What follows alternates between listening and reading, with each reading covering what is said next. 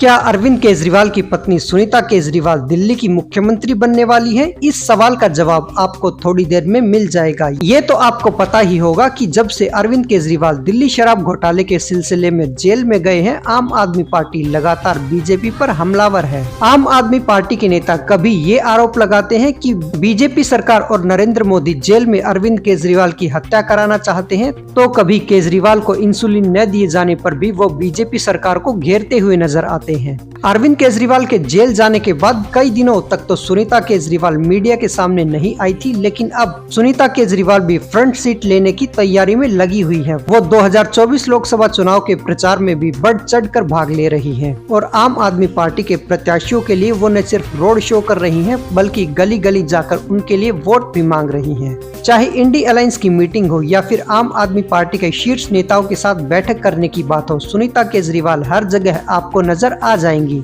और सुनीता केजरीवाल भी आम आदमी पार्टी के अन्य नेताओं की तरह भारतीय जनता पार्टी पर दोषारोपण करती हैं और केजरीवाल के जेल में जाने का उत्तरदायी भी वो बीजेपी को ही ठहराती हैं। आपको यहाँ ये बता दें कि अरविंद केजरीवाल की तरह सुनीता केजरीवाल भी एक IRS अधिकारी रह चुकी हैं और 2017 में उन्होंने अपनी सर्विस से VRS यानी वॉलंटरी रिटायरमेंट ले लिया था। पॉलिटिकल एनालिस्ट ये अंदाजा लगा रहे हैं कि अगर अरविंद केजरीवाल ज्यादा समय तक जेल में रहते हैं तो सुनीता केजरीवाल उनकी जगह लेने के लिए पूरी तरह से तैयार हैं या फिर तैयारी कर रही हैं। पिछले महीने झारखंड में इंडी अलायंस की हुई एक रैली में सुनीता केजरीवाल ने लोगों की सहानुभूति लेते हुए ये कहा था कि मोदी सरकार उनके पति अरविंद केजरीवाल को जेल में मारने की साजिश कर रही है। उनके खाने तक पर निगरानी रखी जा रही है और उनके पति पिछले 12 सालों से मधुमेह के मरीज हैं। उनको प्रतिदिन 50 यूनिट इंसुलिन की जरूरत होती है, लेकिन जेल प्रशासन उनको ये नहीं दे रहे हैं। जिसके जवाब में अमित शाह ने आम आदमी पार्टी पर हमला करते हुए कहा था कि तिहाड़ जेल प्रशासन दिल्ली सरकार के अंडर में आता है और जेल के वरिष्ठ अधिकारी सीधे दिल्ली सरकार को ही रिपोर्ट करते हैं। तो इसका मतलब क्या ये निकाला जाए कि अरविंद केजरीवाल खुद को ही मारने की साजिश कर रहे हैं?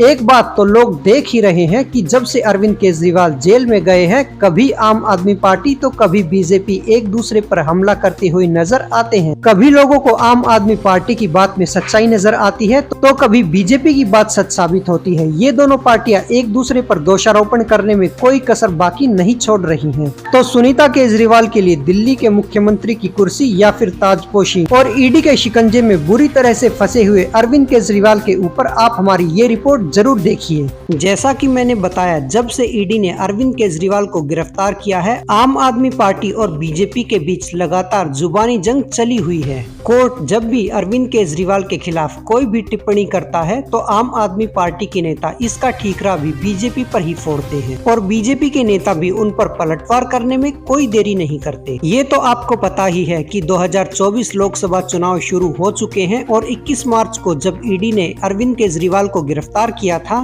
तो कुछ समय के लिए तो आम आदमी पार्टी ने ये इंतजार भी किया कि अरविंद केजरीवाल को जमानत मिल जाएगी और वो चुनाव प्रचार में भाग लेना शुरू कर देंगे, लेकिन ऐसा हो नहीं पाया और अरविंद केजरीवाल अब भी ईडी की हिरासत में ही हैं। तो इतने दिनों तक इंतजार करने के बाद अब सुनीता केजरीवाल भी मैदान में आ गई हैं और आम आदमी पार्टी के प्रत्याशियों के लिए वो घर घर जाकर वोट भी मांग रही हैं और रोड शो भी कर रही हैं। तो कहना गलत नहीं होगा कि अरविंद केजरीवाल की गैर मौजूदगी में सुनीता केजरीवाल पार्टी की कमान अपने हाथ में लेने के लिए तैयार हैं। यहाँ ये बात गौर करने वाली है कि पहले तो आम आदमी पार्टी के नेता खुद परिवारवाद की राजनीति के खिलाफ थे।